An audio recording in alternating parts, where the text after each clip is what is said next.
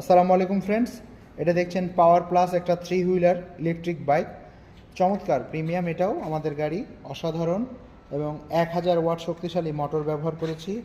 72 volt 20 ampere এবং 60 volt 20 ampere দুই ভেরিয়েন্টে আমাদের কাছে পাচ্ছেন। সামনে আমরা হাইড্রোলিক ডিস্ক ব্রেক ব্যবহার করেছি, সাসপেনশনটা অসাধারণ। যদি গাড়িটি পছন্দ হয় স্ক্রিনে দেওয়া নাম্বারে যোগাযোগ করুন, চলে আসুন দ্রুত স্মার্ট বাইক যাত্রাবাড়িতে।